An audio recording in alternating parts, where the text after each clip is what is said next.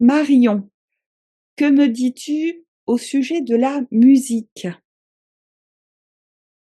Là, ça me fait sourire, j'ai beaucoup de choses à dire. La musique, c'est partout. On parle d'instruments de musique, mais tout est un instrument de musique.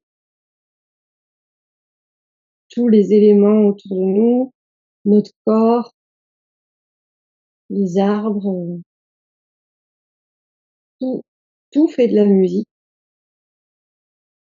et la musique, c'est un moyen de communication, d'échange, de révélation. On peut trouver des airs, de musique qui apportent, du réconfort ou du bien-être. C'est les vibrations. Les schémas musicaux aussi qui apportent du bien-être. C'est un peu comme, dans la nature quand, une fleur a des pétales vraiment bien dessinés ou, une toile d'araignée qui est vraiment, bien faite, c'est des schémas et la musique aussi, c'est des schémas. Ils sont partout. C'est comme des ondes, des sons qui envoient des formes, des vibrations et qui créent Ouais, des interactions particulières entre tous les êtres vivants sur Terre. ouais. Toutes les ondes et toutes les vibrations envoient des informations, permettent, de créer des liens et après, certaines vibrations accompagnées d'autres vibrations, comme si elles étaient construites, apportent encore d'autres choses. Ce que tu me dis, c'est que la musique, ce serait le véritable moyen de communication entre les êtres vivants. Oui, C'est ce qui permet les échanges entre tous les êtres. oui, c'est quelque chose d'assez universel parce que tous les êtres sont sensibles à ces vibrations. Après, ils les interprètent, mais il y a la même sensibilité. En tout cas, tout le monde ressent, ces ondes, ces vibrations. Quand tu parles de sons, c'est pas seulement les sons qui sont audibles à l'ouïe, c'est vraiment ce qu'émane une personne, c'est sa musique à elle, sa vibration. Pour en revenir à la musique, et qu'on crée,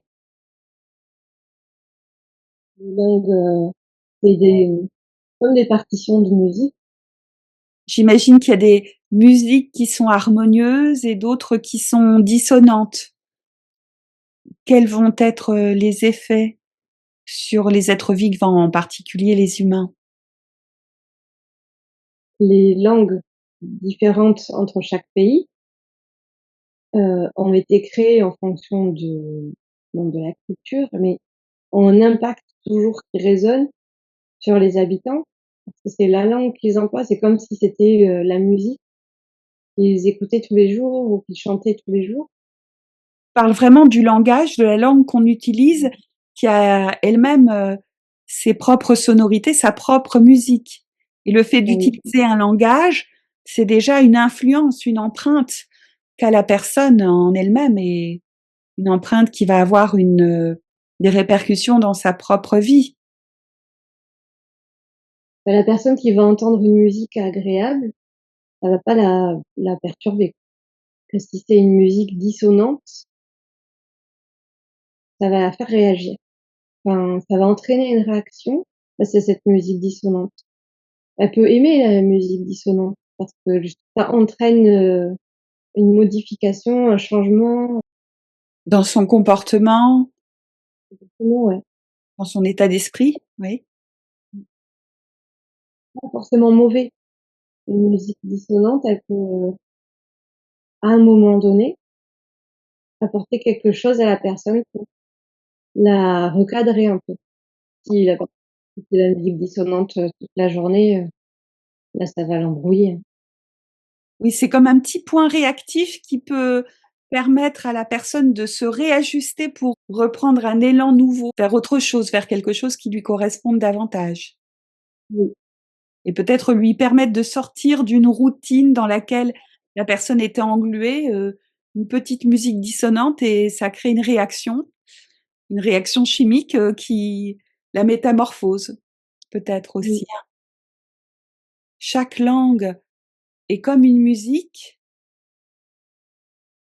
Chaque langue correspond à une musique particulière qui va déjà, en l'utilisant, en l'écoutant, avoir une influence sur la personne. mmh. Oui, parce que la langue a été créée par un groupe de personnes qui qui ne sont plus là, mais qui ont laissé un impact, énorme sur, les gens. La création d'une langue, j'ai l'impression que c'est comme quand on crée une partition de musique avec certaines, notes et un certain rythme. Beh, la langue, c'est pareil, ça il y a une intonation qui est propre à chaque, langue, un certain rythme et une certaine couleur un peu, une musicalité qui est particulière et que, bah, les gens vont employer tout au long de leur vie et ça va les guider dans leur façon de vivre. Les influencer déjà, sans qu'ils s'en aperçoivent vraiment. C'est comme, Ouais, heu, c'est comme une coloration, comme, différentes teintes qui s'imprègnent dans la personne et qui vont, rester ancrées et quand même, orienter leur voie, leur chemin de vie. oui. Est-ce que comme ça te vient certaines langues correspondant à un certain pays et quelle, teinte particulière ou quelle influence cela a sur, l'ensemble de la population? Par exemple, la langue française. Quelle est la différence entre la langue française et la langue anglaise ou allemande ou chinoise, peu importe, hein? Est-ce que tu as des informations à ce sujet? Bah, là, je vois par exemple la langue française, elle est plutôt assez linéaire et il y a pas trop de rebondissements dans la langue française et ben, dans le pays, les gens ils se la coulent douce, hein. Ils sont pas forcément, hyper entreprenants ou mais je vois des Turcs La langue turque, c'est ça? oui, ouais Oui. et je vois bien, des femmes turques parler hyper dynamiques, hyper, qui vont s'investir vachement dans tous les domaines de la vie, à fond et à côté, je vois des femmes, qui parlent français et il y a pas le même investissement et la même énergie. On dirait que la langue française, c'est plus cool, c'est plus tranquille. Ouais, Ça induit, un rythme, plus lent, plus nonchalant. nonchalant, ouais. Et est-ce que tu as l'exemple d'autres langues encore qui donnent, une tonalité, particulière à la majorité des gens qui la parlent?